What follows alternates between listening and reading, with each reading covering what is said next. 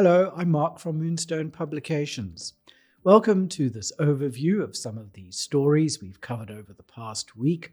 But first, please hit the subscribe button and share this video with your friends and colleagues.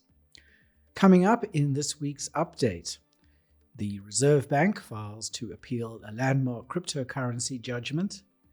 Stay on top of your CPD hours with MBSE. The government revives a rejected bill to fix the road accident fund. The FAIS Ombud issues a determination against an insurance broker.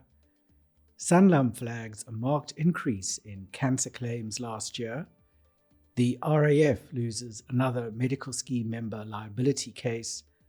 And Banxso accuses the FSCA of unlawfully sharing confidential interview transcripts. Last month's High Court ruling that cryptocurrencies fall outside South Africa's exchange control regulations has been suspended after the South African Reserve Bank filed for leave to appeal.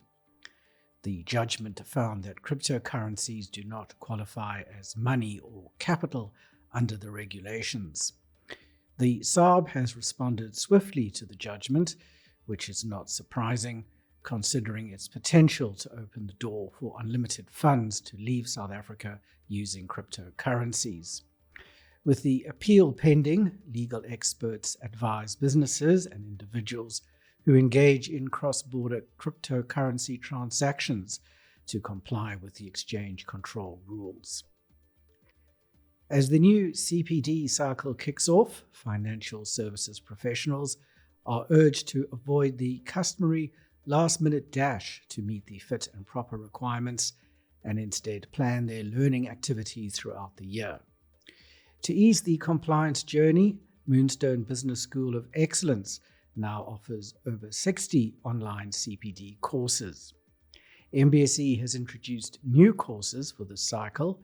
These include courses on South Africa's deposit insurance scheme, the regulations governing the bank's conduct, the techniques for giving and receiving feedback effectively, and FICA for banking professionals. The controversial Road Accident Fund Amendment Bill has been quietly shelved, with Deputy Transport Minister Mkaleko Shlengwa informing Parliament that the government will instead revive the Road Accident Benefit Scheme Bill. The now abandoned amendment bill was criticised for shifting from a compensation model to a benefits-based system and removing legal representation for claimants. But the RABS bill also ignited fierce opposition, and the National Assembly voted against it in 2020.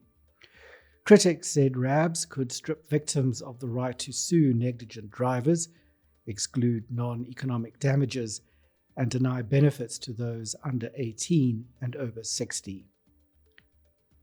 The FAIS Ombud has found an insurance brokerage liable for failing to update a client's contact details after a material policy change. The Ombud ruled that when Christo Nell converted his motor policy from joint to sole holder, a reasonable advisor should have reviewed and corrected the email address on record. Nell never received notice of a new secondary tracker requirement because Barton Insurance Brokers sent the notification to Nell's wife, who was no longer a policyholder. When Nell's vehicle was stolen, Guardrisk denied his claim for lacking the backup device.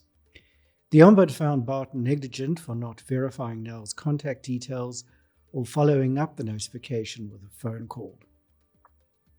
Sanlam Risk and Savings has flagged the sharp rise in cancer claims, particularly among younger clients, in its claim statistics for last year. Notably, prostate cancer claims surged by 41%, while claims for breast cancer were up 33%. Cardiovascular disease and cancer were the top two causes of death and disability claims. Sanlam continued to see an increase in younger clients claiming against disability cover that pays an income. It paid out 6.6 billion rand in individual insurance claims last year, more than 9% higher than in 2023.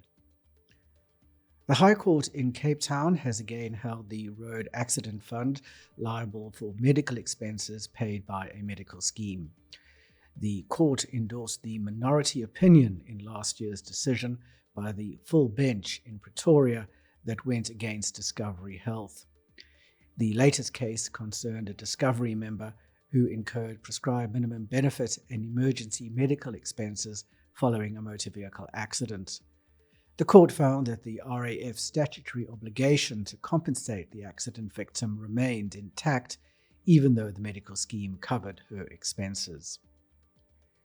The High Court is set to rule on whether the FSCA breached the law by handing over confidential investigation records in the provisional liquidation battle against Banxso.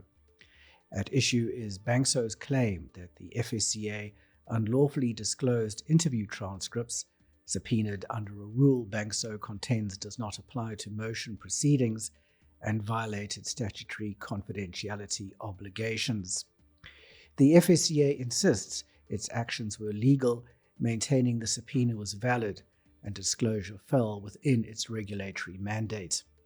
The court will determine whether key evidence should be excluded, a decision that could influence Banxso's fight to squash a liquidation application brought by former clients. That's all we have for this week. You can read these stories and many more on our website, moonstone.co.za. Until next time, here's wishing you all the best from the team at Moonstone Information Refinery.